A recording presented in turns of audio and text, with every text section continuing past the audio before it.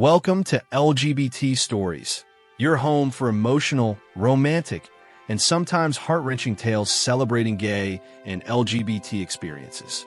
Immerse yourself in stories that tug at your heartstrings and capture the beauty and complexity of love in all its forms. Imagine this, a quiet night alone.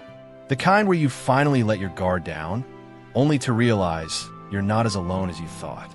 What happens when a forbidden glance turns into a moment that changes everything? On LGBT Stories, we're diving into a tale of unexpected desire, tangled emotions, and a connection that defies all odds. This is my stepson crept in while I was lost in passion.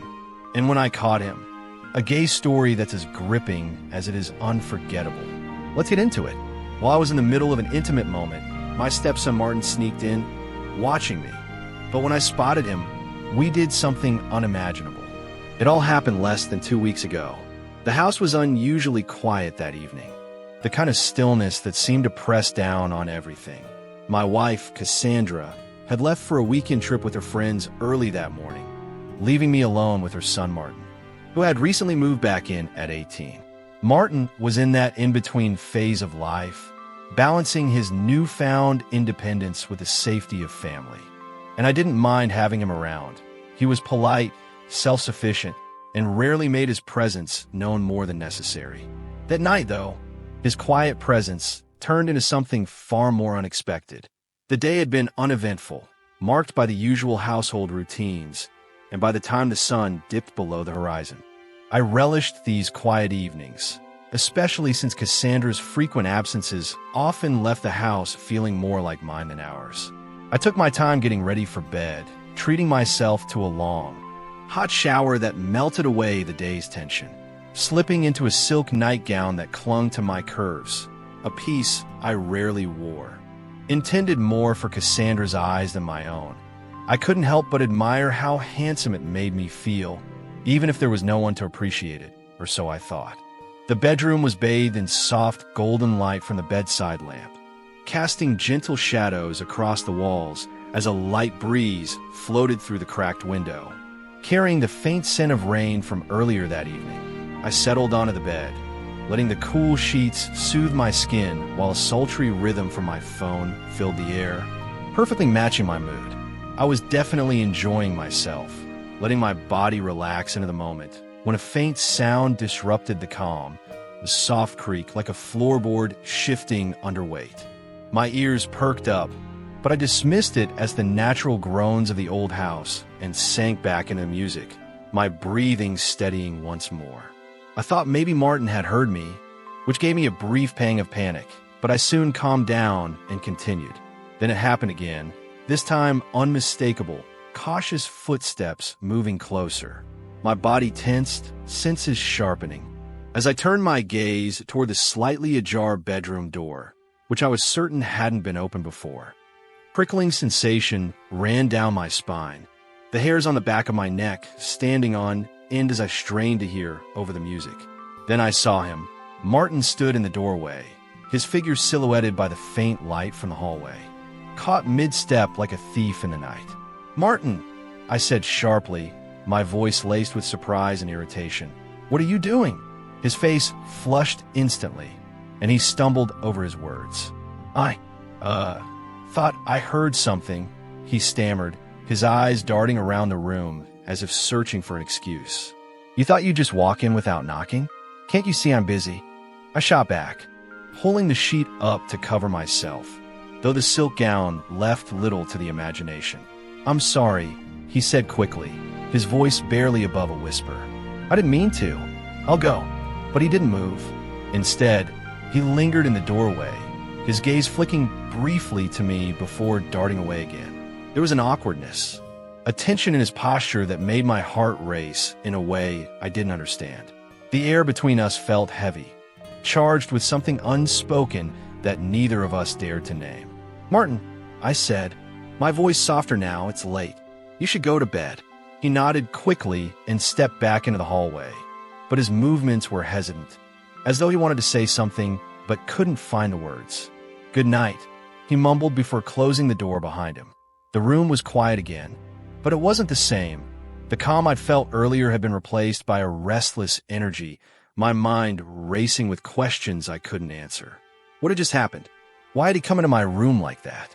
And why couldn't I shake the look on his face, the way his eyes had lingered on me, filled with something I couldn't quite place? I sat there for a long time, staring at the closed door, my thoughts spinning in a chaotic loop.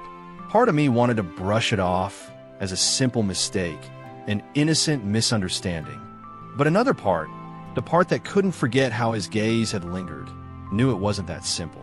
Something had shifted in that brief moment. Something I didn't fully understand, but couldn't ignore. Eventually, I lay back down, pulling the sheets up to my chin as I tried to push the thoughts from my mind, but sleep didn't come easily. Every creak of the house, every whisper of the wind outside, made me wonder if he was still awake, still thinking about what had happened. And though I hated to admit it, a small, hidden part of me hoped he was. The door clicked shut, and I let out a shaky breath, my heart still hammering in my chest. The air felt charged, heavy with something I couldn't quite put into words. I lay back against the pillows, trying to convince myself it was over, that Martin had gone back to his room and I could forget what had happened. But even as I closed my eyes, willing myself to relax, I couldn't shake the feeling that the moment wasn't truly finished. Minutes passed, or maybe it was only seconds. Time felt strange, stretched out, and condensed all at once. Then, just as I began to think I'd imagined it, the soft sound of footsteps reached my ears again. My eyes flew open, pulse quickening as I turned toward the door. It opened slowly this time, just a crack, enough for me to see the faint outline of Martin's face as he hesitated on the threshold. His gaze met mine, wide and uncertain, and for a moment, neither of us said anything.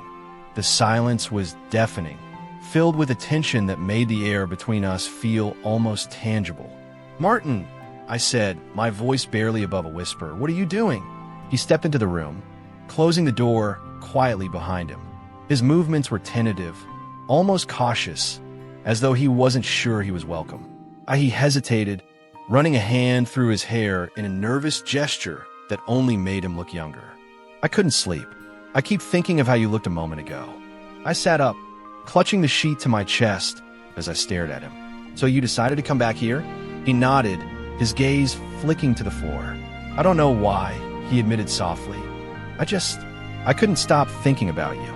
The words hung in the air, heavy and loaded with meaning. My breath caught in my throat, and I felt a flush rise to my cheeks. "Martin," I began, but he interrupted me. "Please don't be mad," he said quickly, his eyes snapping up to meet mine. "I know it's wrong. I know I shouldn't feel this way, but I can't help it." His confession hit me like a punch to the gut, leaving me momentarily speechless. I opened my mouth to respond, but the words wouldn't come. My mind was spinning, caught between disbelief and something far more dangerous. A flicker of curiosity, a whisper of temptation I didn't want to acknowledge. "Martin," I said again, my voice steadier this time. "You're my stepson. This, whatever this is, can't happen." "I know," he said, his voice breaking slightly. "I know it's wrong, but I've tried to ignore it. I've tried to pretend it's not there. But it is. And when I saw you tonight," he trailed off, his cheeks flushing as he glanced away. I swallowed hard, my grip on the sheet tightening as I tried to process his words. "You shouldn't have come in here," I said finally, though my voice lacked the conviction I wanted it to have. "You should go back to your room." "I can't," he said, his gaze locking onto mine again. "I don't want to." The raw honesty in his voice took me off guard, and I felt my resolve waver. He took a step closer, his movements slow and deliberate, as though giving me the chance to stop him, but I didn't. I couldn't. My body felt frozen, caught in a strange limbo between logic and desire. "Martin," I said softly, my voice trembling. "This isn't right." "I know," he said again, his voice barely above a whisper as he closed the distance between us. "But it doesn't feel wrong." He was standing at the edge of the bed now, so close I could see the way his chest rose and fell with each unsteady breath. I could feel the heat radiating off his body, and my heart pounded as I stared up at him, unsure of what to do or say. The room felt smaller, the space between us shrinking with every passing second. He reached out, his hand trembling slightly as he brushed his fingers against mine, where they clutched the sheet. The contact sent a jolt through me, and I gasped softly, my eyes snapping up to meet his. "Martin," I said again, but this time there was no warning in my tone, only uncertainty. "Tell me to leave," he said quietly, his voice thick with emotion. "Tell me to go, and I will. But if you don't," he trailed off, his gaze searching mine for an answer. I opened my mouth, the words forming on my lips, but they wouldn't come. Instead, I found myself staring at him, caught in the intensity of his gaze, the vulnerability in his expression. My heart raced, my thoughts spinning in a chaotic whirlwind as I tried to make sense of what was happening. "Martin," I whispered, my voice barely audible. "This isn't," but before I could finish, his hand moved, his fingers brushing against my cheek in a gesture so gentle it made my chest ache. His touch was hesitant, almost reverent, as though he was afraid I might push him away, but I didn't. I couldn't. His eyes bore into mine, his breathing unsteady as he lingered in front of me. The dim light from the bedside lamp cast soft shadows across his face, highlighting the uncertainty etched into his features. His hand hovered near my face before he finally cupped my cheek gently, his thumb brushing against my skin in a way that made me shiver. "I can't stop thinking about this," he murmured, his voice barely audible but thick with emotion. "About you." His words hung in the air, heavy with meaning. My chest tightened, and I felt a swirl of emotions I couldn't fully name. Guilt, longing, disbelief, all clashing together in a way that left me breathless. "Martin," I whispered, his name slipping past my lips without thinking. This isn't." "Tell me to leave," he interrupted, his voice low but firm. "If you want me to go, say the word, and I will. But if you don't, if you want me to stay," his voice trailed off, leaving the rest unspoken. But the intensity in his gaze said it all. I swallowed hard, my throat dry as I struggled to find the right words. The logical part of me screamed to stop this, to send him away before it went too far. But the ache in my chest, the magnetic pull that kept me rooted in place, refused to let me speak those words. Instead, I found myself reaching out, my hand trembling slightly as I brushed my fingers against his. The small gesture seemed to be all the confirmation he needed. His hand slid down to my waist, his touch hesitant but steady as he pulled me closer. The heat of his body against mine sent a shiver down my spine, and I felt my resolve slipping further with each passing second. "I don't want you to leave," I admitted, my voice barely above a whisper, "but I don't know what this means." His lips quirked into a small, almost sad smile, and he nodded as if he understood my turmoil. "Maybe we don't have to figure out right now," he said softly. "Maybe we just let it be what it is." His words made something inside me stir, a flicker of hope, of possibility. Before I could second-guess myself, I closed the remaining distance between us, my lips finding his in a kiss that was hesitant at first, then deepened as the tension between us ignited like a spark catching fire. His hands gripped my waist tighter, fingers pressing into my skin as he pulled me closer. The kiss was intense, filled with a passion that left me dizzy and clinging to him for support. It felt like the world had melted away, leaving only the two of us in this stolen moment that felt both impossible and inevitable. We broke apart briefly, our foreheads touching as we caught our breath. His hand slid up to my back, holding me steady as he gazed into my eyes. "You're amazing," he whispered, his voice thick with emotion. "I hope you know that."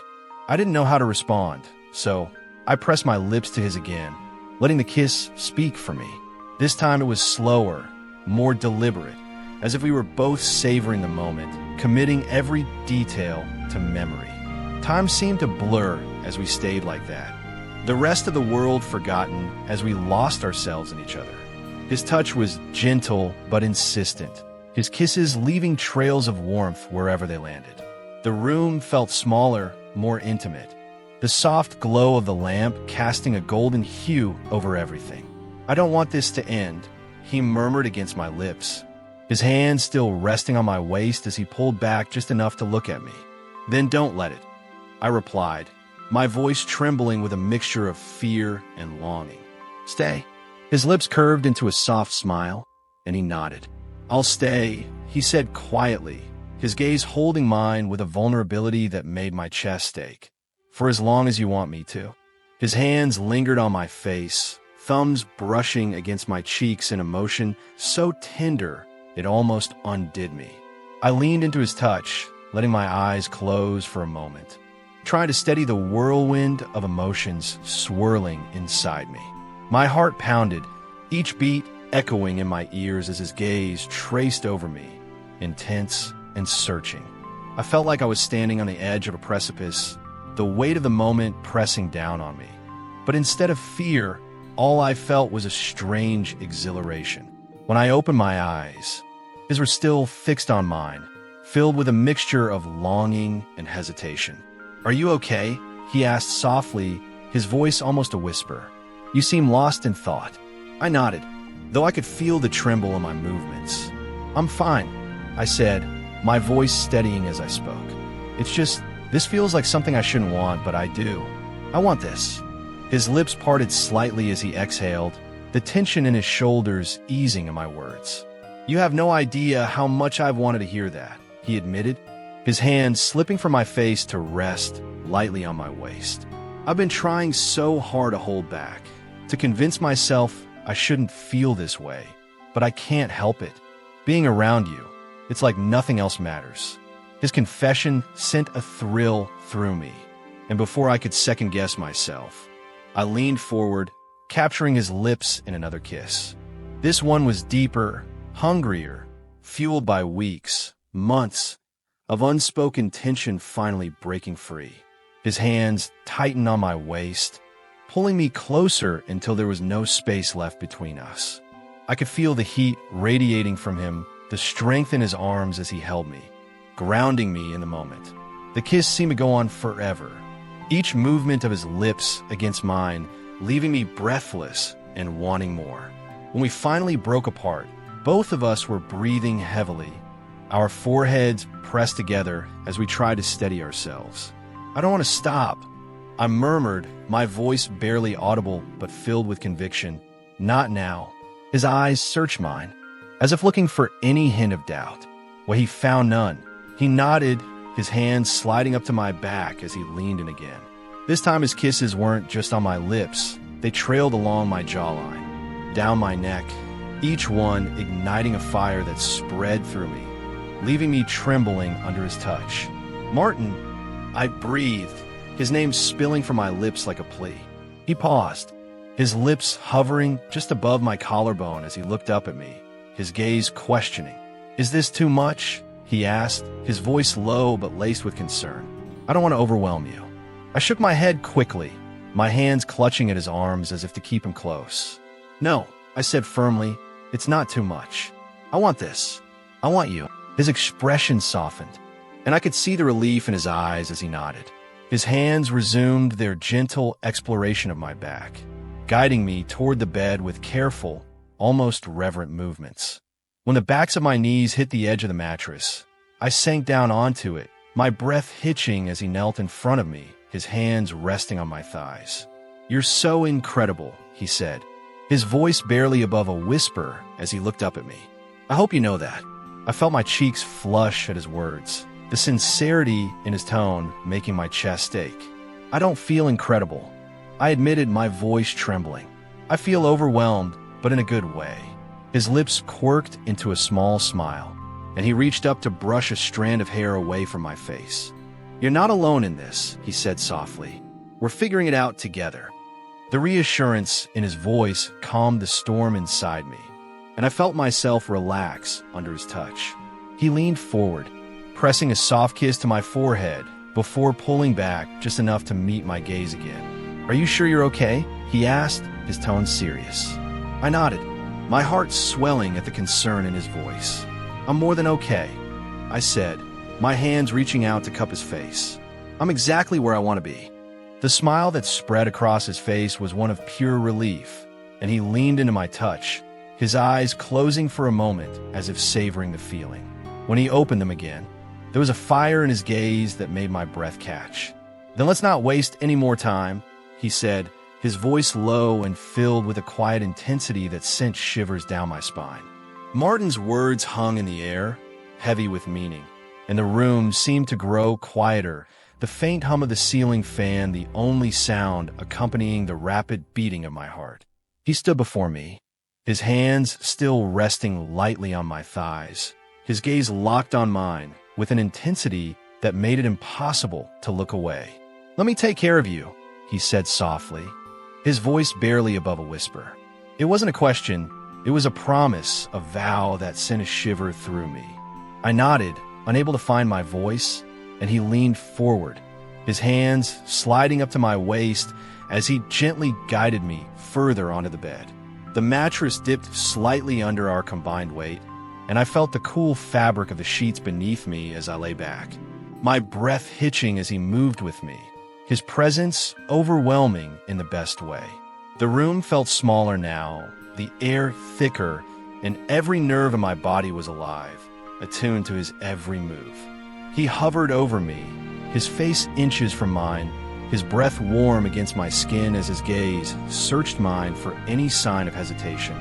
But there was none. I wanted this, wanted him, and the realization filled me with a boldness I hadn't known I possessed. I reached up, my fingers brushing against his cheek, and he leaned into my touch, his eyes closing briefly as if savoring the connection. "You're amazing," I murmured, the words spilling from my lips before I could think better of them. "I don't know how you do it. Make me feel like this." He opened his eyes, and the softness in his gaze nearly undid me. "You make it easy," he said simply, his voice low and full of emotion. "I've never felt this way before. Not with anyone." His words sent a wave of warmth through me, and I pulled him down into a kiss, pouring everything I couldn't say into the press of my lips against his. He responded immediately, his hands framing my face as he deepened the kiss, his movements slow and deliberate, like he was taking his time to memorize every detail. The weight of him above me was grounding, comforting, and I felt myself melting under his touch, my hands tangling in his hair as I held him close. The kiss seemed to go on forever, each moment more intense than the last, and I could feel the tension in his body, the way he held himself back, as if afraid of crossing a line. "Martin," I whispered against his lips, my voice trembling with a mixture of anticipation and need. "Don't hold back." He pulled back slightly, his forehead resting against mine as he let out a shaky breath. "I don't want to rush you," he said, his voice filled with both longing and restraint. "I want this to be perfect for you." "It already is," I said, my hand sliding down to rest on his shoulders. "You don't have to be afraid. I trust you." Something in my words seemed to unlock something in him, and he kissed me again, this time with a passion that took my breath away. His hands roamed over my body, his touch firm but gentle, and I felt myself sinking deeper into the moment, letting go of everything except the way he made me feel. Time seemed to lose all meaning as we stayed like that, caught in a whirlwind of emotion and sensation that left me dizzy. Every touch, every kiss felt like a revelation, and I couldn't get enough of him. The way he looked at me, the way he made me feel like I was the only person in the world who mattered. Eventually, we went further, way further, actually. He turned me around, and yeah, it was just amazing, really amazing. I can't really describe it, honestly. When we both had finished, he immediately asked, "Are you okay?" But I didn't respond. I was so shocked by what had just happened, but not in a bad way. "Are you okay?" he asked again, his voice soft as he pulled back just enough to meet my gaze. I nodded, my chest tightening at the concern in his eyes. "I'm perfect," I said, my voice steady despite the storm of emotions swirling inside me. "Because I'm with you." His expression softened, and he pressed a gentle kiss to my forehead before pulling me into his arms, holding me close. As we lay there together, the warmth of his embrace, the steady rhythm of his breathing, the way his hand stroked soothing circles on my back, It all felt so right, so natural, like we were exactly where we were meant to be. I don't want this to end, I admitted, my voice barely above a whisper. Not ever. It doesn't have to, he said, his words a quiet promise that sent a shiver through me. We'll figure out together. And as I lay in his arms, the coolness of the sheets beneath us, contrasting with the warmth radiating between us, I couldn't help but wonder what would come next. There were no clocks in this room. Time felt suspended, but the world outside had not stopped, no matter how much I wished it had, because in that moment, nothing else mattered. Not the past, not the future, only us. He shifted slightly, his hand brushing lightly along my arm, as if reassuring himself that I was still there. I meant what I said. This doesn't have to end, he said softly, the hesitation in his voice a sharp contrast to the confidence he usually carried. But his voice trailed off, and I felt his grip tighten ever so slightly, as though afraid I might slip away if he let go. But what? I asked, turning to face him fully. The vulnerability in his eyes mirrored my own, and it struck me that this moment was just as unfamiliar for him as it was for me. But we have to be careful, he said, his voice tinged with regret. I know this feels perfect because it is, but the world outside this room doesn't see things the way we do. They won't understand. I nodded, though the weight of his words pressed heavily on my chest. He was right, of course, but the thought of hiding us, felt like a betrayal of everything we just shared. I don't want to lose this, I admitted, my voice barely above a whisper. I don't want to lose you. You won't, he said firmly, his hand moving to cup my cheek as he looked into my eyes. I promise you, I'm not going anywhere. But we have to be smart. We have to protect what we have. I swallowed hard, tried to keep the emotion from spilling over. Okay, I said, my voice trembling slightly. I trust you. The relief in his expression was immediate, and he pulled me closer, his arms wrapping around me in a protective embrace. Thank you, he murmured, pressing a kiss to my temple, for trusting me. For a while, we just lay there in silence, the steady rhythm of his breathing grounding me as I tried to process everything. I knew he was right. We couldn't ignore the reality of our situation, but that didn't make it any easier to accept. What happens now? I asked finally, my voice breaking the stillness. Martin sighed, his hand brushing gently through my hair. We take it one step at a time, he said. We don't have to have all the answers right now. We just need to be honest with ourselves and with each other. I nodded, the simplicity of his words offering a strange sense of comfort. I can do that, I said, my resolve strengthening with each passing moment, as long as I have you. You always will, he said, his voice steady and sure. The room seemed to grow quieter, the hum of the ceiling fan fading into the background as we held each other. The weight of the world outside temporarily forgotten. In that moment, it felt like we were the only two people who existed, two souls bound by a connection that defied logic and reason. Yet the faintest sound, a creak of the floorboards just outside the door, brought reality crashing back in. We both froze, our gazes snapping to the closed door as the sound echoed faintly in the stillness. My heart raced, the intimacy of the moment replaced by a sudden, sharp tension that made my breath catch. Did you hear that? I whispered, my voice barely audible. Martin nodded, his expression instantly alert. He sat up slowly, his movements careful and deliberate as he listened intently. Stay here, he said softly, his voice low and commanding. I'll check. No, I said, grabbing his arm before he could move. Don't leave. What if? But before I could finish my sentence, the door creaked open just enough for a sliver of light from the hallway to spill into the room. My heart stopped as a familiar figure stepped into view, my stepson James. His face was a mix of shock and something I couldn't quite place. James! I breathed, my voice trembling as I scrambled to sit up, the weight of the situation crashing down on me. He didn't say anything at first, his gaze flickering between me and Martin, who had turned to face him, his expression unreadable. The silence stretched, heavy and suffocating, until James finally spoke, his voice low and hesitant. I didn't mean to. I didn't know. Martin stood, his presence commanding as he moved to stand between us and James, his tone calm but firm. "James, let's talk about this."